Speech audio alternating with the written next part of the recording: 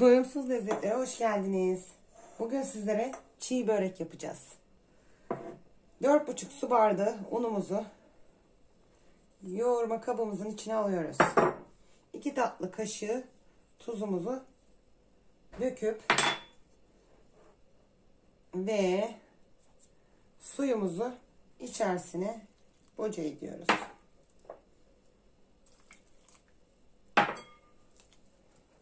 Bakalım.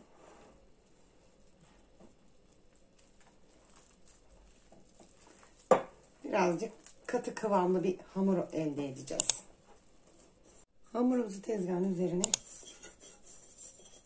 döküyoruz. Güzelce yoğuruyoruz. Hamurumuzu güzelce yoğurduk. Şimdi kabımızın içerisine alıyoruz.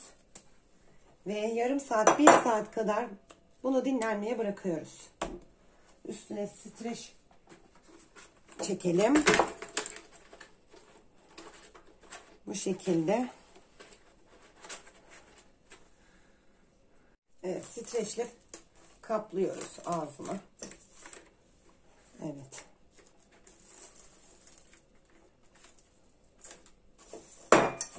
Bu şekilde 1 saat, yarım saat, 1 saat bekletiyoruz. Hamurumuz dinlenirken biz de kıymamızı, iç harcını hazırladım. 2 tane rondoda çekilmiş soğan. Bunlar da baharatlarımız. Bunları içerisine döküp iç harcı, yani çiğ böreğimizin, güzelce karıştırıyoruz.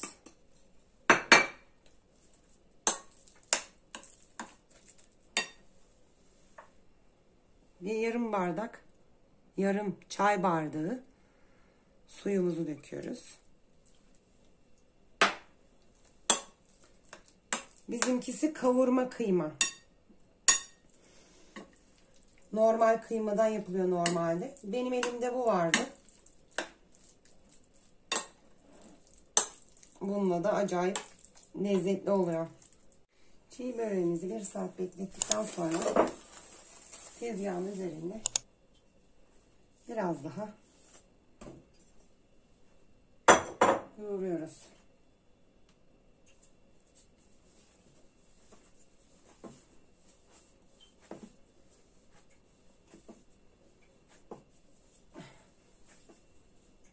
Yalnız hamurun kıvamı muhteşem olmuş.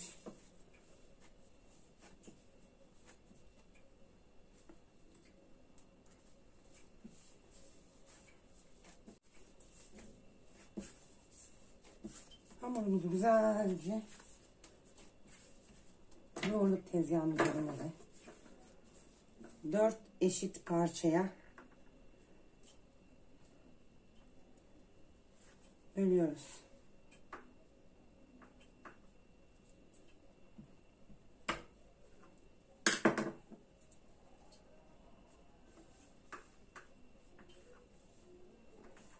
Evet. Toplamda 20 beze çıkıyor. Şu şekilde bir ayırdığımız parçadan 5 tane çıkartacağım.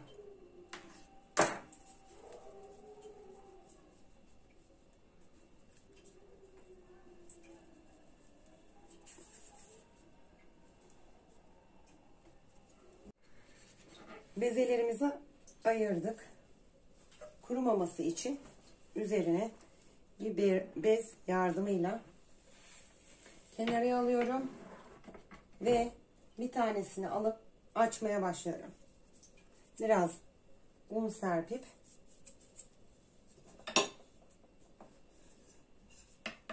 bir oklava yardımıyla açıyorum.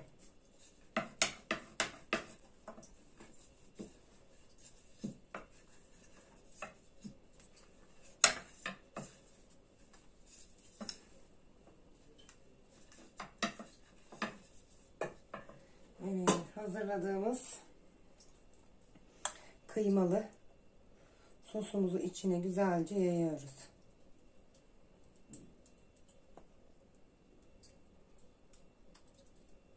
Evet.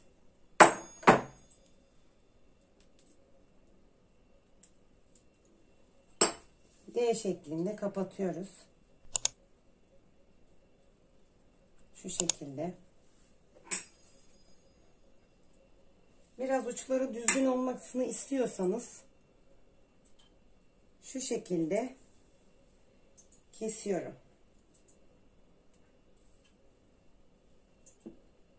Evet. Harika oldu. Kızartmamıza başladık. Böyle bir tabak kızarttım. Ben sütünü unutmuşum. Biraz daha var, devam ediyorum. Bu şekilde kızartıyoruz. Çiğ böreğimiz hazır. Deneyecek olanlara afiyet olsun. Kanalımıza abone olup yorum yazmayı, desteklerinizi bekliyorum açıkçası. Çok teşekkür ederim izlediğiniz için. Afiyet olsun.